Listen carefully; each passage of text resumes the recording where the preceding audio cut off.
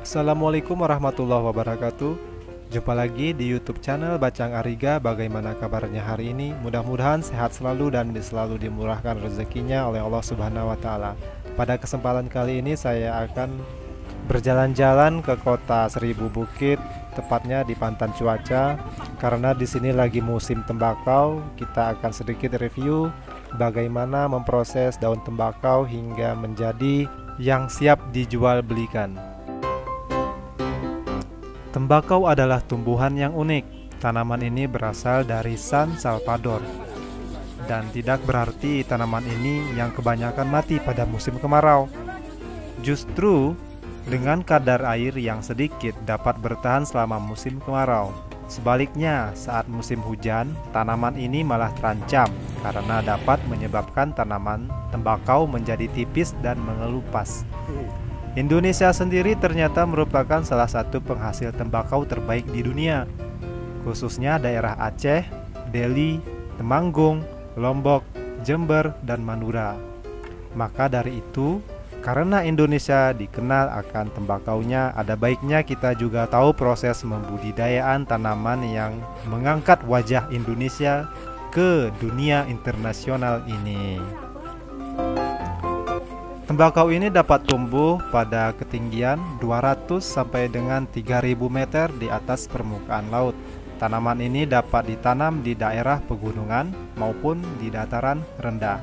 Untuk iklim cuaca, tanaman tembakau cocok ditanam di daerah beriklim kering dan hangat.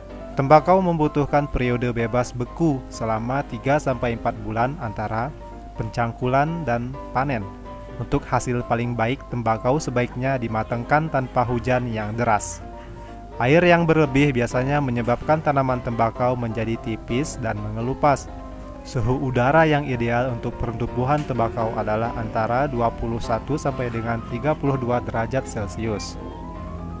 Tembakau merupakan tanaman yang sangat kuat. Ia akan tumbuh di tempat tumbuhnya tanaman pertanian manapun.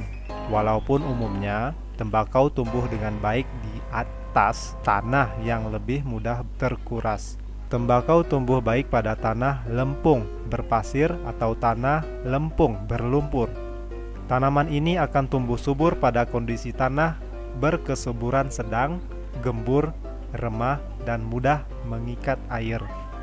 Hal penting untuk diingat adalah tembakau akan sangat terpengaruh oleh tanah tempatnya tanam.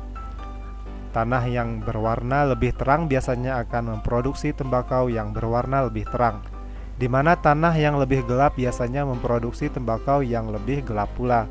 Keasaman tanah yang baik untuk tembakau adalah dengan pH antara 5 sampai 6, tidak terlalu asam ataupun basa. Dari buah tembakau. Oh, dari buah tembakau. Berarti bibitnya ini tidak dibeli? Bibitnya tidak dibeli. Kita di sini buat sendiri, tanam sendiri. Pokoknya sendiri-sendiri. Oh, sendiri-sendiri.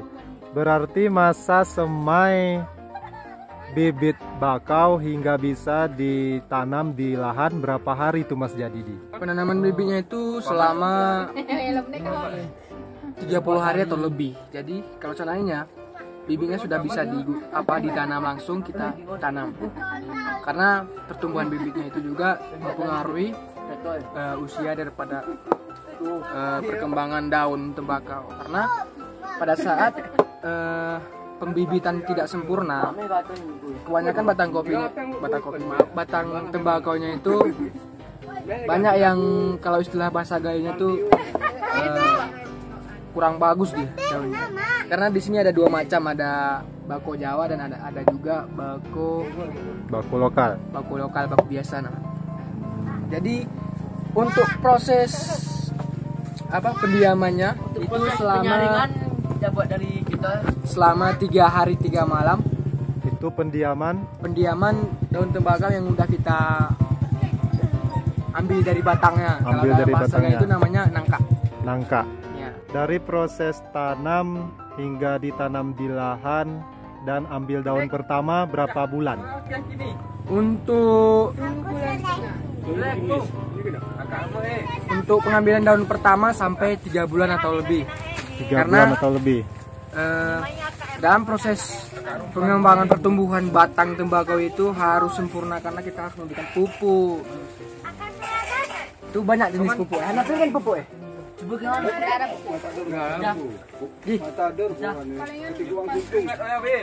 Palingan kita membantu perkembangan dari batang tembakau itu hanya menggunakan matador, karena matador itu bisa menindas belatung-belatung yang ada di tumbuhan daun-daunnya tembakau. atau di apa namanya? Pokoknya daun-daunnya yang akan mengembang gitu. Jadi kalau seandainya kita membiarkan belatung-belatung itu ada di batangnya, belatung itu akan melubangi daun tembakau. Kalau seandainya daun tembakau itu berlubang, contoh seperti ini, itu daun tembakau itu susah digunakan ataupun akan kurang efektif untuk kita iris seperti ini. Oh iya. Setelah pengambilan daun pertama, apakah ada proses? Ya seperti yang tadi yang saya sudah bilang, untuk pengambilan daun pertama kita diamkan dulu selama 3 malam. 3 malam. 3 malam. Setelah dia berubah daunnya menjadi kuning seperti ini, baru kita buat seperti ini. Ini namanya sulam. Sulam. Nah, Sulam. karena di sini kalau seandainya daun ini tidak kita buatkan sulam, itu pisaunya itu apa namanya dalam bahasa Gayo itu mono, itu akan cepat tumbuh. Karena Berarti sulam itu prosesnya seperti apa tuh Mas Jadi? Tolong proses dipraktekkan. sulam ini kita memisahkan apa namanya? Memisahkan tongkol yang keras ini. Karena untuk tongkol ini kalau sudah kita pisahkan dengan daunnya, dia akan lebih mudah untuk diiris. Berarti setelah tembakau diiris-iris seperti ini, diapakan lagi tuh Mas Jadi? Langsung kalau udah seperti ini, kita taruh ke alasnya, lalu kita gini kan. Ini kalau dalam bahasa Gayo namanya kepur. Kalau dalam bahasa Indonesia namanya perataan. Apa namanya? Yang dalam bahasa Arab. Kalau dalam bahasa Indonesia ini namanya meratakan daun-daun yang menggulung. Nah, kalau sudah seperti ini,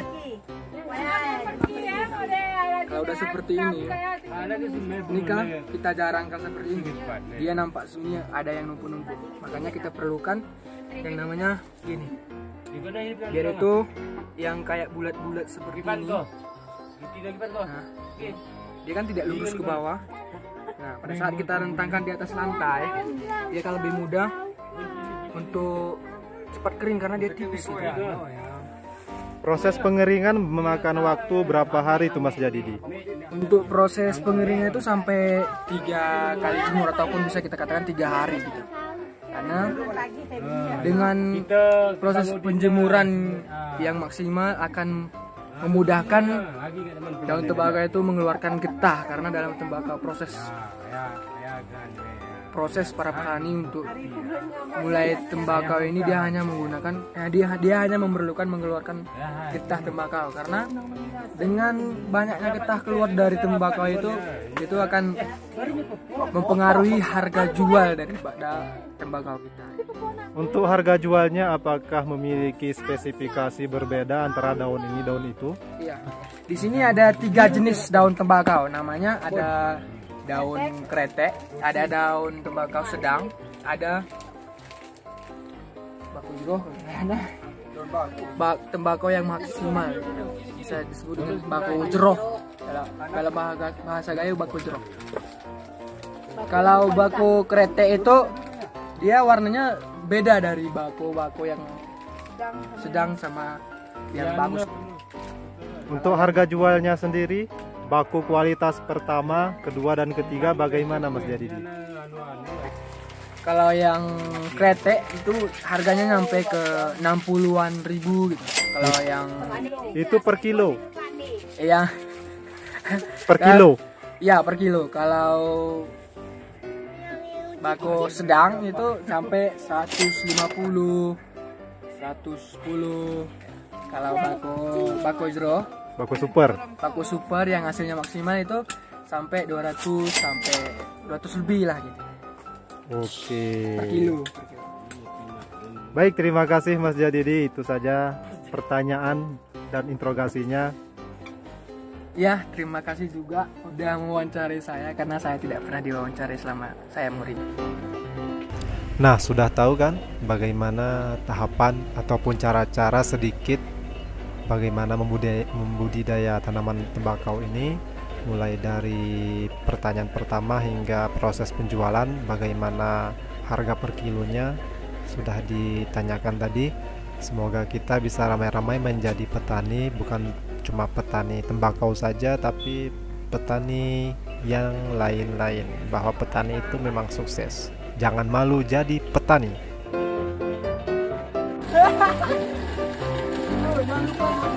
Jangan lupa subscribe, like, komen,